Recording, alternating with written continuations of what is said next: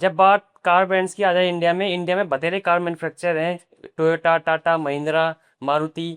पर वो बोलते हैं ना, तुम जिस चीज़ को रोक लो, अगर उस चीज़ में दम है तो तुम कुछ ना कुछ करके इनडायरेक्टली इनडायरेक्टली करके तुम उस चीज़ को यूज़ ही करोगे।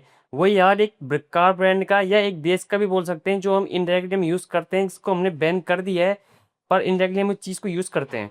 China, which is second largest country in Asia, shares boundary with Russia, Nepal, India. और इसी के चलते चाइना के साथ इंडिया के काफी लैंड डिस्प्यूट भी हुए, 2 बार वार भी हुए। और प्रधानमंत्री मोदी जी ने एक बार कोड भी 2014 में रिलीज किया था कि आत्मनिर्भर बनो। इसी बैटल होने लग गई थी चाइना से, इंपोर्ट कम करो, आत्मनिर्भर बनो।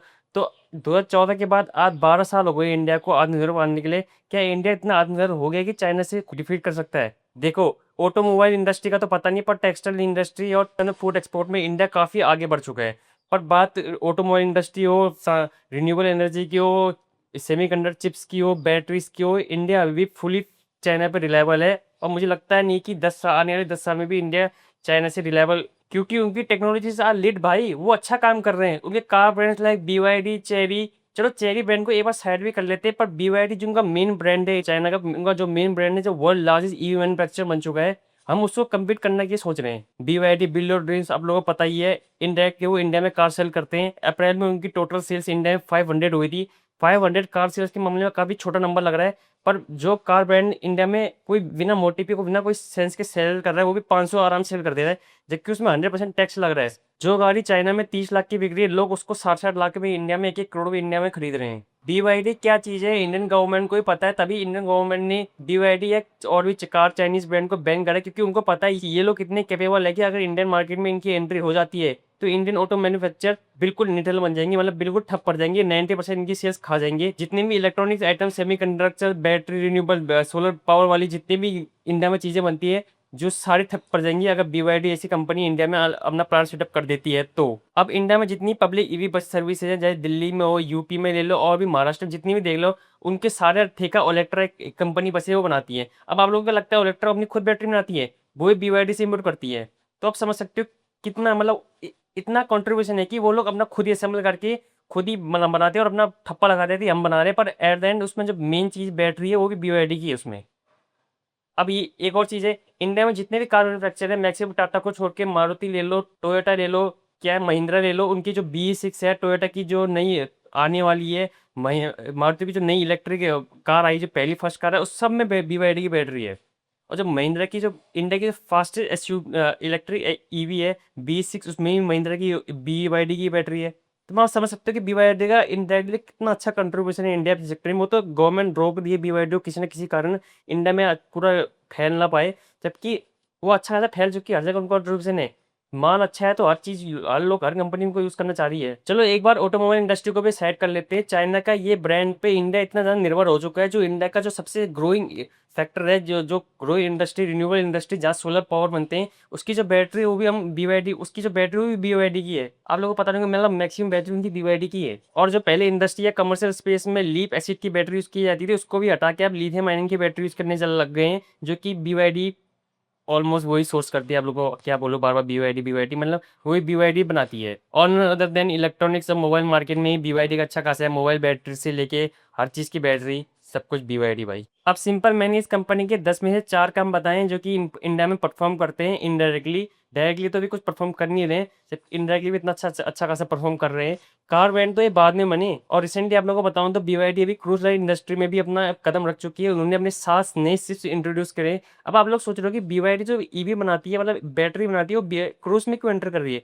मुझे पहले लगा था, जब मैंने देखा था भाई क्रूज में क्यों एंटर कर रही है, जब मैंने इसके बारे में पढ़ा, BYD ने अभी नए अपने 7 शिप्स लॉन्च करे, जिनका नाम है एक्सप्लोर 1, एफआई, सेंजे, जिनकी कैपेसिटी ऑलमोस्ट 7,000 कार्स ले जाने तक की है। देखो, जब भी कोई देश कार एक्सपोर्ट करता है, इंडिया हो या वेस्टर्न, उसका ग्रॉस मार्जिन एक्सपोर्ट के लिए 26.7% रहता है। इसका मतलब मैं आप लोगों को ऐसे समझाता हूँ, जब एक गाड़ी फैक्ट्री से निकल के एंड बायर तक पहुंचती है, बीच में जो मिडिल मैन होते हैं, वेंडर हो गए, लॉजिस्टिक हो गए, शिपिंग चार्जेस हो गए, वो सब लोग 1 रुपए में से 26.75 पैसा काट लेते हैं। अब आप लोग समझ गए होगी कि मतलब इसमें जितना भी सब ने, जितनी गाड़ी है उसमें से 1 पॉइंट, जितनी की गाड़ी है, मतलब 1 रुपये की गाड़ी मान लो, तो उसमें 26.75% इतना लोग काट लेते हैं जब भी कोई गाड़ी एक्सपोर्ट होती है, one point two another point.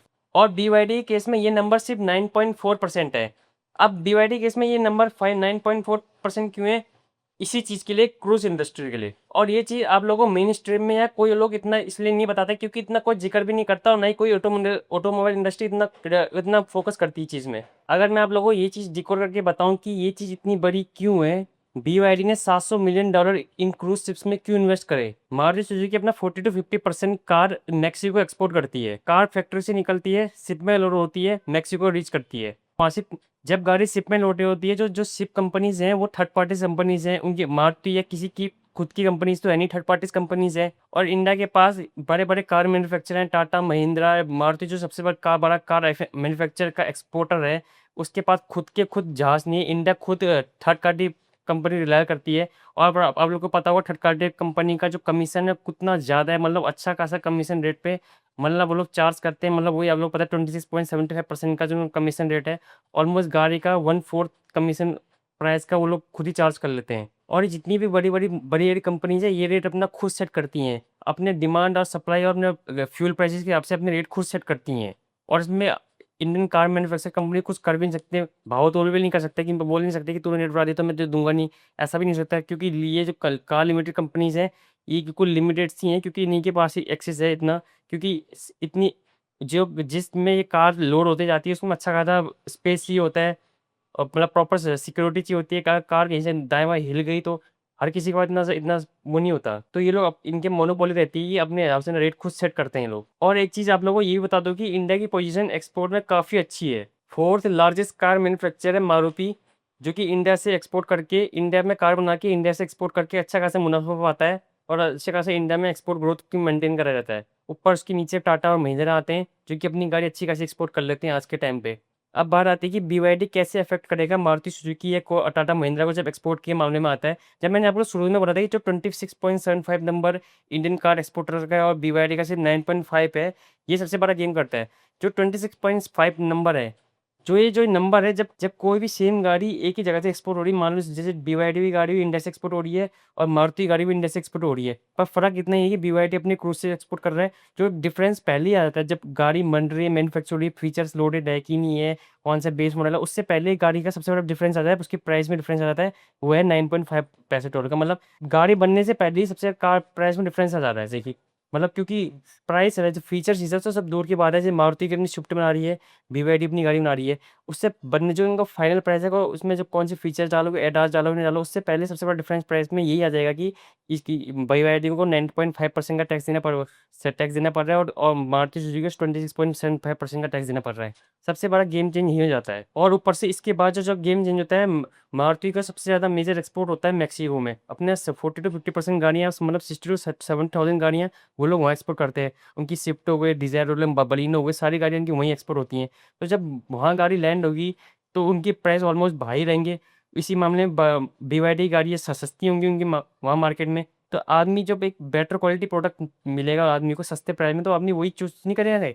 क्योंकि BYD at the end Maruti से तो अच्छा ही प्रोडक्ट मिलेगा, quality wise, product wise, features wise. आप लोगों को पता ही है BYD की क्वालिटी क्या है, मारुति की क्वालिटी क्या है। और रिसेंटली आप लोगों को पता है मैक्सिको ने रूल भी इंट्रोड्यूस किया है जनवरी के टाइम पे ही, कि जिनका भी जिस कंट्री का उनको पे फ्री ट्रेड एग्रीमेंट है, वही कंट्री पे वो फ्री ट्रेड उसी पे टैक्स नहीं लगाएंगे और सारी कंट्री पे टैक्स लगाएंगे। और आप लोगों को पता है इंडिया का मैक्सिको का कोई फ्री ट्रेड एग्रीमेंट है ही नहीं। तो इनडायरेक्टली आप समझ सकते हो कि 26% का मारुति की गाड़ियाँ मैक्सिको में ऑलमोस्ट डबल प्राइस में बिकने लग जाएंगी। तो और BYD को क्या है, BYD का अगर चाइना से फ्री ट्रेड एग्रीमेंट नहीं है तो अपना थाईलैंड में अपनी सिप अपने थाईलैंड में ले आएंगे, उनकी वहाँ फैक्ट्रीज है, थाईलैंड से कर लेंगे। फ्री ट्रेड एग्रीमेंट उनके पास वहाँ से मिल जाएगा। तो मतलब BYD आप समझ सकते हो कि ग्लोबली कितना एक्सपेंड, मतलब कितना वर्सेटाइल हो चुका है, हर जगह अपनी मतलब डाइवर्सिटी इतनी तगड़ी कर दी है कि मतलब यहाँ से टैक्स पड़ रहा है, कोई नहीं, अपनी हमारी कंपनी थाईलैंड में है, वहाँ से वहाँ अपनी सिप भेज देंगे, वहाँ से वहाँ कर देंगे। कोई नहीं, वहाँ नहीं है, चाइना वहाँ टैक्स लग रहा है तो चाइना से अपनी सिप भेज देंगे, चाइना से हम वो कर देंगे। मतलब आप समझ सकते हैं कि BYD कितना बड़ा गेम चेंजर बन चुका है। पहले एक टाइम पे तो लग रहा था कि जब इलॉन मस्क ने बोला था कि BYD को मैं कोई कंपनी समझता, पर आज के टाइम पे आप समझ सकते हैं कि टेस्ला की गाड़ी 350 बिकी थी इतने एडवर्टाइजिंग करने के बाद भी। टेस्ला की इंडिया में गाड़ी 100% मानता हूँ टैक्स लग रहा है, तो BYD में टैक्स लग रहा है, उसके बाद भी उसकी इनकी गाड़ियाँ इंडिया में अच्छा खासा सेल कर रही हैं। BYD की गाड़ियाँ इंडिया, इलॉन मस्क की इतनी करने के बाद इतनी अच्छी गाड़ी सेल नहीं कर पा रही है इंडिया में। चलिए इंडिया की बात तो हटाओ, मैं इंडिया की बात ही नहीं कर रहा। अभी तो ग्लोबल आप समझ सकते हो कि global number 1 BYD car manufacture बन गया है। BYD हो गया इंडिया के, चाइना के और कार ब्रांड चेरीज हो गई, मतलब कितने कार ब्रांड हो गए, मैं कितना बोलूँ, मतलब चाइना को बीट करना इलेक्ट्रिसिटी में, ये ईवी इंडस्ट्री में इम्पॉसिबल हो चुका है। मतलब मुझे लगता है भी इंडिया कभी छू भी पाएगा। देन इधर सब बोलना बेकार है, पर नहीं छू पाएगा, इतना हाईटेक हो चुके हैं वो लोग।